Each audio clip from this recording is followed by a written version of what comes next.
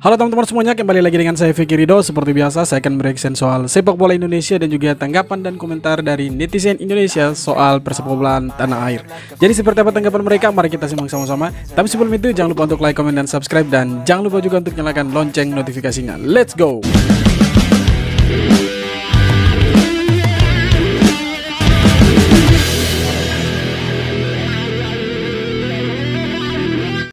Jadi persyaratan untuk menjadi pemain tim nasional, satu, wajib warga negara Indonesia.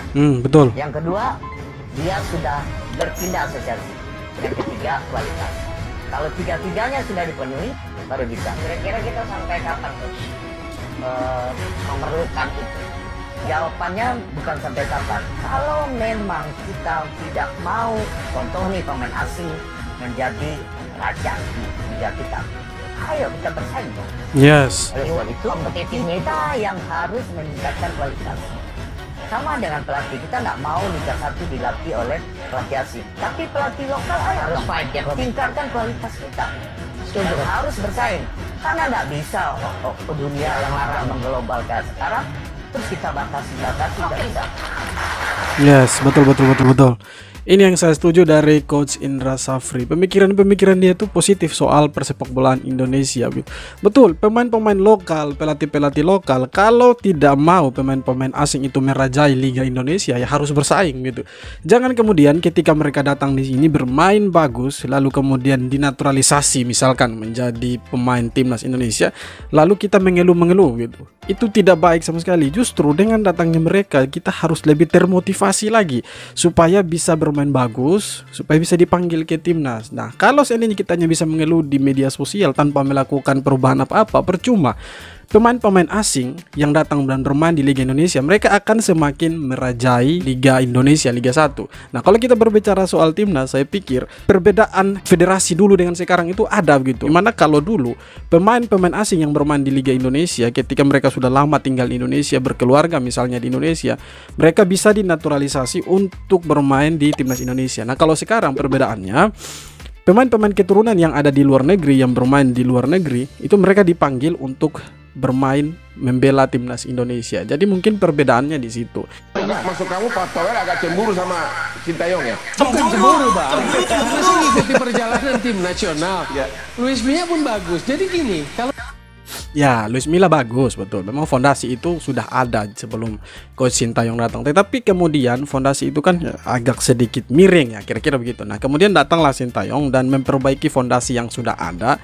Dan sekarang pemain-pemain yang dipakai oleh Coach Sintayong menunjukkan ya, kontribusi mereka untuk timnas. Jadi, ketika Coach Sintayong datang, fondasi yang sudah ada dari Luis Milla, ya mungkin di bawah Luis Milla, timnas Indonesia ada baiknya gitu, ada bagus-bagusnya lah, sering menang lah gitu. Tapi di bawah Coach Sintayong lebih banyak menangnya gitu, walaupun ada kalah. Itulah pertandingan. Ya, tidak semua Indonesia harus menang ya, mungkin gitu teman-teman. Kalau dalam sepak bola ya, kalau saya masih ingat pertama kali saya datang di hotel timnas waktu itu, saya tunggu di lobi, tim baru datang, tas. Kalau dari bus, semua pakai sandal jepit, rompi, tas begitu. Terus yang agen saya bilang ini timnas ini. Tim bola ini. Tapi biasa di Bangka kan rapi kan, harus rapi, harus sama-sama. Ya, biasa kan dibaratkan rapi gitu aja, begitu. Di luar negeri kan rapi biasa. Ya, saya latihan. Tapi sekarang saya juga begitu. Akhirnya masih belajar begitu. Ya mungkin waktu itu mereka belum terstruktur dengan baik begitu. Mungkin waktu itu kan federasinya lagi carut marut begitu. Kan sekarang federasinya sudah ya boleh dikatakan bagus lah di bawah Pak Erick Thohir mungkin. Jadi sekarang mereka datang tuh ya pakai pakaian latihan, ya seragam semuanya, tidak ada yang ya carut marut kayak dulu gitu. Timnas wanita bakal gacor jika mereka pemainnya. 1. Jesselyn Hubneira. 2. Pratami Arhaini. 3. Titin Conea. Ya lumayan, bagus. 4. Hakiki Carita.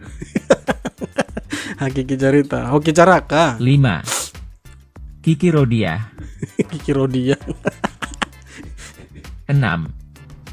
Cindy Willisa. Oh ini bagus, ini cantik ini. 7. Isnaini Bahar. 8. Siapa ini? Safira Jenira. Siapa sih? 9. Marcelina Fernanda. 10. Wih, ini macam kayak artis Elvina Thailand ini. Brigata. Macam kayak transgender dari Thailand ini. Siapa? Elkan Bagot ini. Ya itu lucu-lucu teman-teman. Intermezzo aja lucu-lucu. Kalau seandainya mereka jadi timnas perempuan gitu ya. Kira-kira seperti itu. Kalau Coach Shin sendiri apa ilmu yang dia kasih buat yang sebelumnya ilmu itu tidak didapat bahkan sama ayah, terus di klub, terus kemudian ada Coach Shin di U23 ini apa aja tuh yang Pasti Yang salah pertama satunya ini pasti mental fisik. nih. Itu pasti. Soalnya kan kita kayak skill bagus, semuanya bagus. Kalau passingnya jelek, body. nggak bisa kita bikin apa-apa di lapangan, pasti capek. Tahu siksa dari kecil itu. Iya, kalau itu ya memang. Jadi kalau Coach Shin Tapi belum masih kurang juga. masih kurang lah. Kita kayak pas coachin datang itu, wah ini latihan apa? Nah, ini pengakuan dari Sekali. Arkan Fikri nih. Kaget saya latihan sehari 3 kali gitu Wih. kan, apalagi waktu 20 itu. Jadi yang terutama menurut saya fisik itu. Terus yang kedua, akhir-akhir ini ada lihat situasi. Jadi kayak sebelum terima bola itu harus lihat situasi, kita harus kemana dulu gitu kan. Scanning itu yang paling penting. Mental gimana mental? Mental pasti Wih, Dulu apalagi ya, mental tuh. eh, Fisik dan iya, mental itu hal oke, utama dari pasti Coach ada Sintayong. takut dulu ada. takut. Sekarang masuk lapangan tidak ada takut-takutnya. Jadi kayak nantang gitu. Wih, keren. Iya, ngeyel ya. Nantang. Seru nih, bagus. Ini mental. Mental, memang mental dan mindset itu dua masalah kita sebenarnya. Berarti mental pelan-pelan solving ya, maksudnya udah ada perubahan ya. Iya, betul, betul. Iya, kan ditularkan dari siapa pelatihnya. Makanya kalau ganti pelatih ya Puyeng. berubah tuh. Nah, betul apa yang dibilang sama Mamat ini. Kalau ganti-ganti pelatih terus, nanti mental mereka itu ya berubah-ubah juga. Seiring berjalannya waktu, pergantian pelatih terus-menerus, ya mental mereka juga akan berubah. Nah, ini yang sering saya bilang bahwa Coach Sintayong datang itu untuk merubah mental mereka dan juga buat fisik mereka ini semakin kuat. Makanya tadi Arkan Fikri bilang lawan negara-negara kuat pun ya tidak down lagi, tidak takut, justru tambah nantang gitu. Mati-mati gitu. Perang dulu, Bos. Jangan takut sebelum bertanding ya. Itulah hebatnya Coach Sintayong dibandingkan dengan pelatih-pelatih lain. Nah, bukan berarti pelatih lain itu tidak bagus. Bukan berarti mereka tidak bagus. Bagus. Ya, tapi lebih bagus Coach Sintayong. Makanya dia dilirik sama Pak Erick Thohir ya. Kira-kira begitu. PSSI minta semua netizen untuk jangan diskriminasi kepada fans perempuan timnas Indonesia. Iya, betul. PSSI meminta untuk jangan mengucilkan mereka hanya karena kelakuan mereka yang terlalu ngefans ke pemain timnas Indonesia. Kalau gue pribadi sebenarnya setuju sama PSSI kalau para fans perempuan ini jangan dikucilkan, tapi dengan syarat untuk para fans perempuan kalian jangan freak, jaga kelakuan kalian yang brutal itu. Gimana nggak gue bilang aneh coba? Bisa-bisanya ada fans perempuan yang tahu ukuran baju dan celana kolornya Nathan. Gini aja lah, kalau fans perempuan nggak aneh-aneh kelakuannya, kita juga nggak akan mungkin mendiskriminasi mereka. Bahkan kita seneng sebenarnya karena ada warna baru di supporter timnas Indonesia. Tapi kalau udah suka ngulik kehidupan pribadi pemain kayak fenomena sekarang ini, itu udah berlebihan. Jadi sebenarnya fans perempuan duluan yang mesti memperbaiki sifat mereka. Jangan samakan pemain timnas Indonesia dengan artis, apalagi artis-artis Korea. Udah paham di situ baru kami supporter timnas Indonesia bisa respect ke fans perempuan ini. Ya, betul.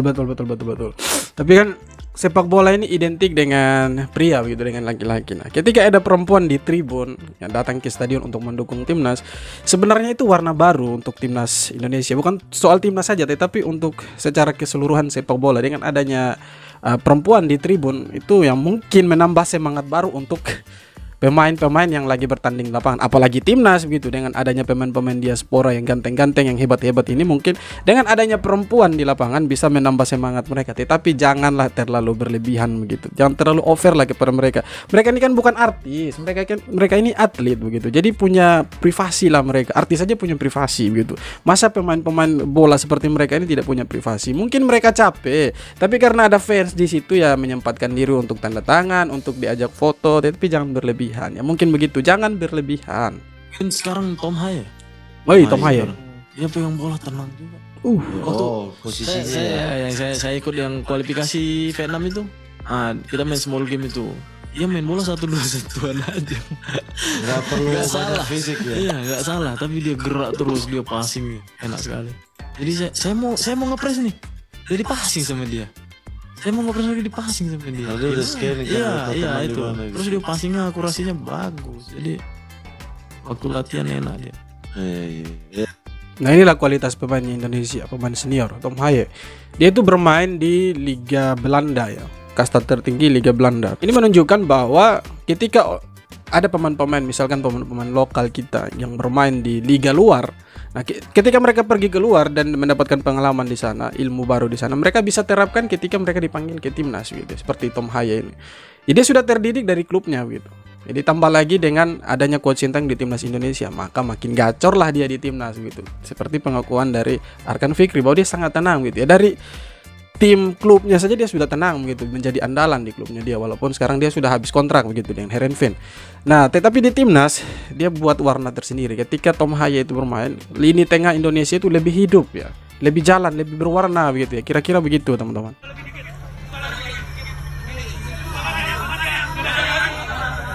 Oh ini timnas mau masuk area training.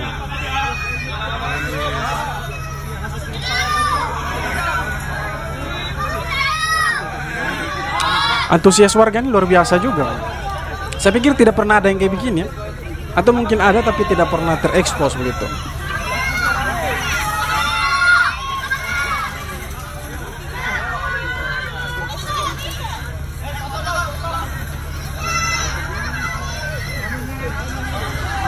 Ini banyak sekali. Padahal ini mau masuk area training center ini. Wih, keren. Begitu antusiasnya warga Indonesia untuk menyambut para pemain ya.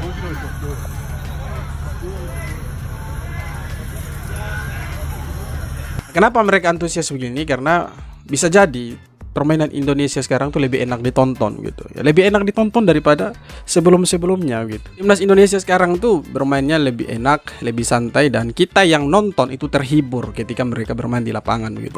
Walaupun mungkin hasilnya itu kurang maksimal, tetapi ketika mereka bermain di lapangan itu ya lebih menghibur kita ya. Kira-kira begitu teman-teman. Siap. Best player. Best player buat Indonesia, Rafael Strike. Woi, keren. Best defender Justin Hubner. Best midfielder. Bisa Witan. Best winger Marcelino. Best striker selain Rafael ada Ramadan Sananta. Iya. Boleh. Best free kick. Tom Haye. Oke, ini kayaknya Tom Haye. Kemarin Witan ya. Oh, Witan. Football IQ. Tom Haye. Hey. Right foot. Right foot. Jakob Sayuri. Ini bisa macam-macam nih. Ruben. Ramadan. Left foot. Pratama kan? Bench coach. Untuk saat ini Sintayong. Woi, Sintayong. Best stadium di Indonesia. GBK, JIS. Yang pakai Liga 1 itu adalah Bali. Satu kata untuk Bung Toel. Bung Toel. Komentator.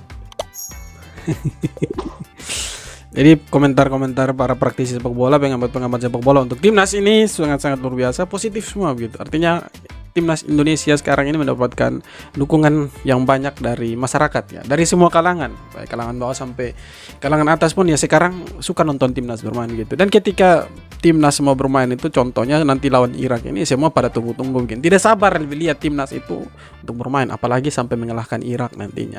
Oke teman-teman, jadi itu dia beberapa video tanggapan dan komentar dari netizen Indonesia untuk persepak bolaan Indonesia.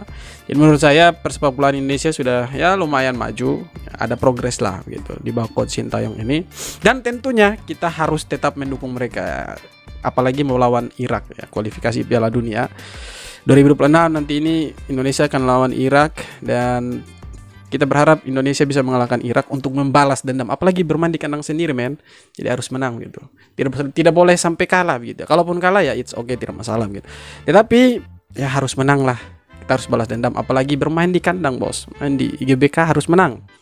dan kemudian akan lawan Filipina dan akan main di Piala AFF. Nah, kalau kita omong Piala AFF, ya Piala AFF ini kan menurut Pak Erick Thohir, ini menurut Pak Erick Thohir ya. Pak Erick Thohir bilang ini sebagai ajang trial saja. Jadi mungkin ya kita berharap Coach Sintayong ini bisa menurunkan pemain-pemain yang janganlah pemain inti yang sekarang gitu.